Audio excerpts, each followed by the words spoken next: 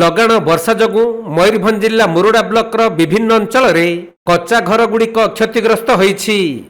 ଘରର କାନ୍ଥ ଭୁଶୁଡ଼ି ପଡ଼ିବା ଫଳରେ ପରିବାର ଲୋକମାନେ ଭୟ ଓ ଅନିଶ୍ଚିତତା ମଧ୍ୟରେ ଜୀବନ ବିତାଉଛନ୍ତି।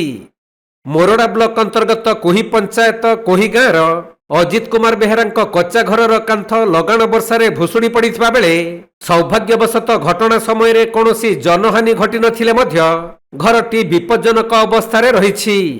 ତେଣୁ ଏଥିପ୍ରତି ପ୍ରଶାସନ ତୁରନ୍ତ ପଦକ୍ଷେପ ଗ୍ରହଣ କରି ସହାୟତା ଯୋଗାଇ ଦେବାକୁ ଦାବି ହୋଇଛି। এই 10টা 10:30 ভিতরে আমি শোই পড়িছিনু।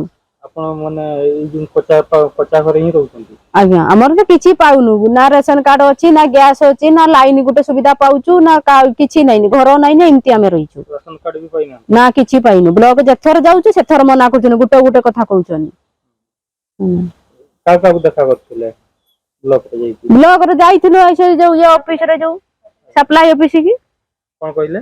ଆମେ କହିଲୁ ଆମର ସାର୍ କାର୍ଡ ନା ତମର 8 ଜଣ ଫ୍ୟାମିଲି ହେନେ ଯାଇକି କାଟିଏ ଆମର ତ ମୂଳରୁ 8 ଜଣ ନାହାନ୍ତି ଆମେ 8 ଜଣ ଫ୍ୟାମିଲି କୋଉଠୁ ଆଣିବୁ? କେତେ ବର୍ଷ ହେଇଗଲାଣି? 10 ବର୍ଷ ହେଇଗଲାଣି।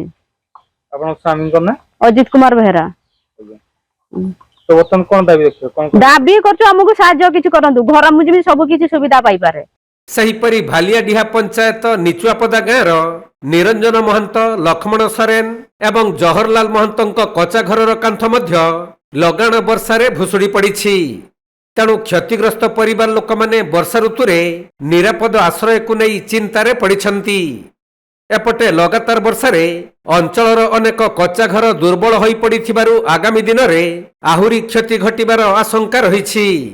ଏପରିସ୍ଥିତିରେ ପ୍ରଶାସନ ପକ୍ଷରୁ ତୁରନ୍ତ କ୍ଷୟକ୍ଷତିର ଆକଳନ କରାଯାଇ ସରକାରୀ ସହାୟତା ଓ ଘର ମରାମତି ପାଇଁ ଆବଶ୍ୟକ ଆର୍ଥିକ ସହଯୋଗ ପ୍ରଦାନ କରିବାକୁ କ୍ଷତିଗ୍ରସ୍ତ ପରିବାରଙ୍କ ପକ୍ଷରୁ ଦାବି ହେଉଛି।